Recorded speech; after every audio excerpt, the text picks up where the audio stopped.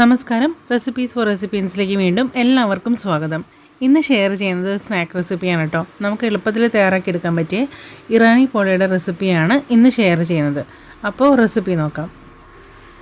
ആദ്യം തന്നെ നമുക്ക് ചിക്കൻ ഒന്ന് മാരിനേറ്റ് ചെയ്ത് വെക്കണം. അപ്പോൾ ഞാനിവിടെ 250 ഗ്രാം ചിക്കൻ എടുത്തിട്ടുണ്ട്. ഞാനിപ്പോൾ എല്ലില്ലാത്ത കഷ്ണങ്ങളാണ് എടുത്തിട്ടുള്ളത്. നിങ്ങൾക്ക് വേണമെങ്കിൽ ഇതിന് പകരം എല്ലുള്ള കഷ്ണങ്ങൾ യൂസ് ചെയ്യാം. കാരണം നമ്മളിത് പൊരിച്ചിട്ട് നമ്മൾ ചിക്കൻ ചെറിയ പീസാക്കിയിട്ട് കട്ട് ചെയ്തെടുക്കുകയാണ്.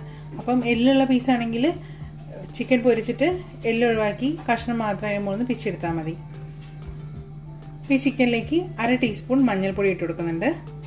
പിന്നെ 1/2 ടേബിൾ സ്പൂൺ കാശ്മീരി ചില്ലി, പിന്നെ 1/2 teaspoon garam masala, 1/2 teaspoon chicken masala, ഈ ചിക്കനിലേക്ക് ആവശ്യമായിട്ടുള്ള ഉപ്പ്, പിന്നെ 1 ടീസ്പൂൺ ജിഞ്ചർ ഗാർലിക് പേസ്റ്റ് ചേർക്കുന്നുണ്ട്.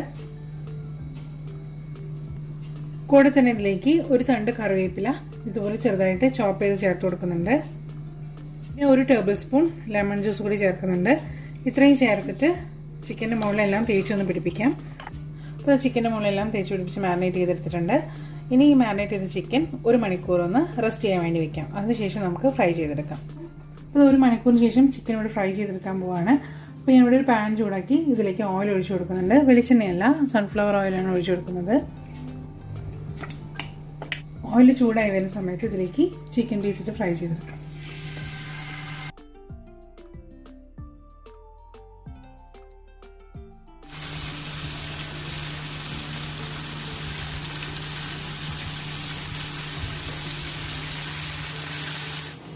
അപ്പോൾ ചിക്കൻ ഇവിടെ ഫ്രൈ ചെയ്തെടുത്തിട്ടുണ്ട്. ഇനി ഇതെടുത്ത് മാറ്റി വയ്ക്കാം. ഒന്ന് തണുത്ത് കഴിഞ്ഞാൽ നമുക്ക് ചെറുതായിട്ട് കട്ട് ചെയ്തെടുക്കാം.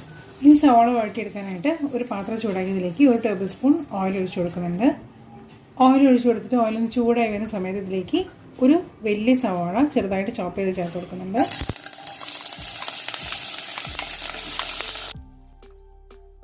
സവാള പെട്ടെന്ന് വഴറ്റിയെടുക്കാനായിട്ട് ഇതിലേക്ക് കുറച്ച് ഉപ്പും കൂടി ചേർത്ത് കൊടുക്കാം.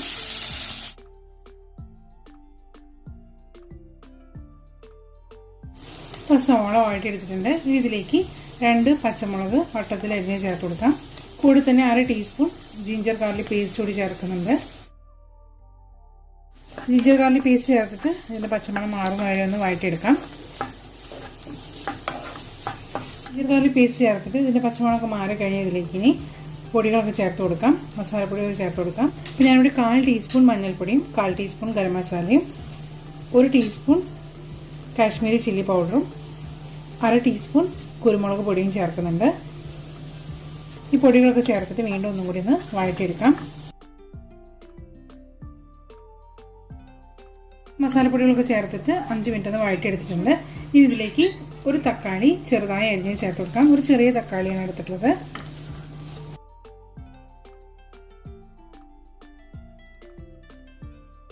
ഈ തക്കാളിയൊക്കെ ചേർത്ത ശേഷം തക്കാളി നന്നായി വെന്തുടയുന്ന വരെ ഒന്ന് വഴറ്റിയെടുക്കാം. ഇപ്പോൾ തക്കാളിയൊക്കെ വെന്തുടഞ്ഞിട്ടുണ്ട്. ഇത് ഈ സമയത്ത് ഇതിലേക്ക് നമ്മൾ വേവിച്ചിരിക്കുന്ന ചിക്കൻ ചേർത്ത് കൊടുക്കാം.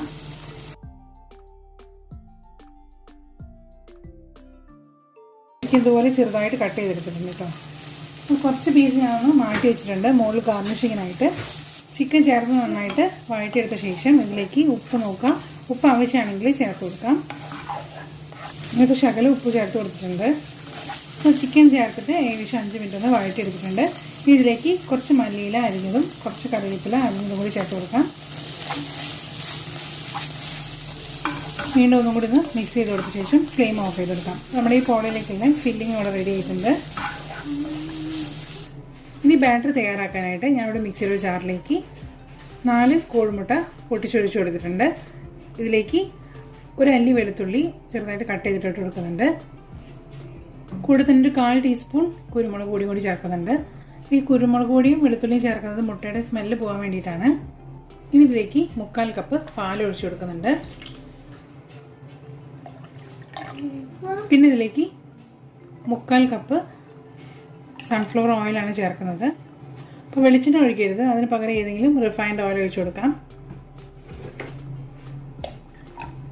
ഈ ബാറ്ററിലേക്ക് ആവശ്യമായിട്ടുള്ള ഉപ്പും കൂടി ചേർത്ത് കൊടുക്കാം. പിന്നെ ഇത് നല്ലതുപോലെ ഒന്ന് അടിച്ചെടുക്കാം. അത് നന്നായിട്ടൊന്ന് ബ്ലെൻഡ് ചെയ്തെടുത്തിട്ടുണ്ട്. ഇനി ഇതിലേക്ക് 1 കപ്പ് മൈദപ്പൊടിയാണ് ചേർക്കുന്നത്. മൈദപ്പൊടി ചേർത്തിട്ട് ആദ്യം സ്പൂൺ കൊണ്ട് നന്നായി മിക്സ് ചെയ്ത് കൊടുക്കുക. അതിനുശേഷം ഒന്നും കൂടി ഒന്ന് ബ്ലെൻഡ് ചെയ്തെടുക്കണം. താഴൊരു ഫ്രൈ പാൻ വെച്ച് കൊടുത്തിട്ട് അതിൻ്റെ മുകളിലേക്ക് നമ്മൾ പോള തയ്യാറാക്കാനായിട്ടുള്ള പാത്രം വെച്ച് കൊടുക്കുന്നുണ്ട്. ഈ പാത്രത്തിലേക്ക് കുറച്ച് ഓയിൽ ഒഴിച്ചിട്ട് ഒന്ന് സ്പ്രെഡ് ചെയ്ത് കൊടുക്കണം. ഇതിന് ചിക്കൻ ഫ്രൈ ചെയ്തെടുക്കാനോ എല്ലാത്തിനും യൂസ് ചെയ്തിരിക്കുന്നത് റിഫൈൻഡ് ഓയിലാണ്. എല്ലാ ഭാഗത്തുനിന്ന് ബ്രഷ് ചെയ്ത് കൊടുക്കാം. അപ്പോൾ ഓയിൽ ബ്രഷ് ചെയ്ത് കൊടുത്ത ശേഷം ഇതിലേക്ക് നമ്മൾ തയ്യാറാക്കി വെച്ചിരിക്കുന്ന ബാറ്ററിൻ്റെ പകുതി ഒഴിച്ചു കൊടുക്കാം.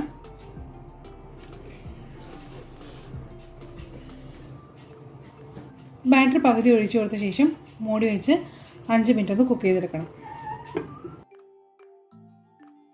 ഫ്ലെയിം ലോ ഫ്ലെയിമിൽ വെക്കാൻ വേണ്ടി ശ്രദ്ധിക്കുക കേട്ടോ, ഹൈ ഫ്ലെയിമിൽ വെക്കരുത്. അപ്പോൾ ഇത് 5 മിനിറ്റ് ഒന്ന് കുക്ക് ചെയ്തെടുത്തിട്ടുണ്ട്. ഇനി ഇതിലേക്ക് നമ്മൾ തയ്യാറാക്കി വെച്ചിരിക്കുന്ന ഫില്ലിംഗ് ഇട്ട് കൊടുക്കാം.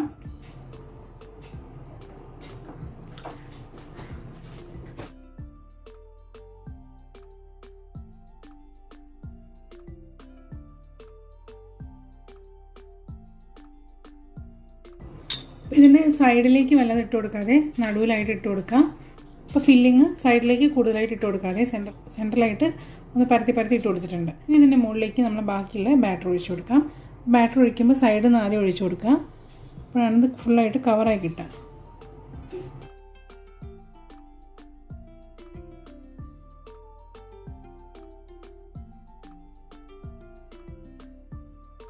ബാറ്റർ ഫുള്ളായിട്ട് ഒഴിച്ചു കൊടുത്ത ശേഷം നമ്മൾ ഗാർണിഷിങ്ങിനായിട്ട് മാറ്റി വെച്ചിരിക്കുന്ന ചിക്കൻ പീസ് ഉണ്ടല്ലോ, അത് ഇതിൻ്റെ മുകളിലേക്ക് ഗാർണിഷിങ്ങിനായിട്ട് വെച്ച് കൊടുക്കാം. ഈ നടുവിലായിട്ട് വട്ടത്തിൽ അരിഞ്ഞിട്ടുള്ള ഒരു തക്കാളി വെച്ച് കൊടുക്കുന്നുണ്ട്. പിന്നെ സൈഡിലായിട്ട് ഇതുപോലെ ക്യാപ്സിക്കം വെച്ച് കൊടുക്കുന്നുണ്ട്.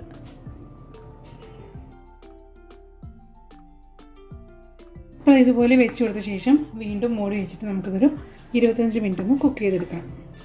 ഈ സമയത്ത് ഫ്ലെയിം ചെറിയ ഫ്ലെയിമിലായിരിക്കാൻ വേണ്ടി ശ്രദ്ധിക്കണം കേട്ടോ. ഫ്ലെയിം കൂട്ടി വെക്കരുത്, താഴെ ഭാഗം കരിഞ്ഞു പോകും.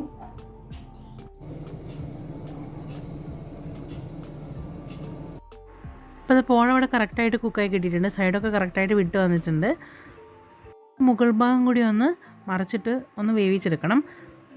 അപ്പോൾ കറക്റ്റായിട്ട് കുക്കായിട്ടുണ്ടോ എന്ന് നോക്കാൻ വേണ്ടിയിട്ട് ഒരു സ്ക്രൂവറോ ടൂത്ത് പിക്കോ എന്തെങ്കിലും വെച്ച് ഒന്ന് കുത്തി നോക്കുക. ടൂത്ത് പിക്ക് ക്ലിയർ ആയിട്ട് വന്നിട്ടുണ്ടെങ്കിൽ കുക്കായെന്ന് മനസ്സിലാക്കാം. ഇനി ഇത് ഫ്ലിപ്പ് ചെയ്തിട്ട് ഇതിൻ്റെ മുകൾ ഭാഗം കൂടി ഒന്ന് കളർ മാറ്റിയെടുക്കണം.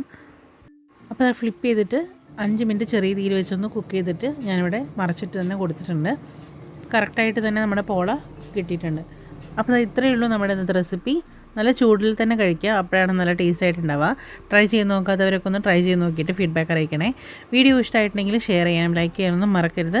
പിന്നെ നമ്മുടെ ചാനൽ ആദ്യമായിട്ട് കാണുന്നവരുണ്ടെങ്കിൽ അല്ലെങ്കിൽ സബ്സ്ക്രൈബ് ചെയ്ത് കാണുന്നവരൊക്കെ ഉണ്ടെങ്കിൽ ഒന്ന് സബ്സ്ക്രൈബ് ചെയ്ത് കൂടി സപ്പോർട്ട് ചെയ്യണേ. വീണ്ടും ഒരു നല്ല റെസിപ്പിയുമായി അടുത്ത വീഡിയോയിലൂടെ കാണാം. Thank you for watching.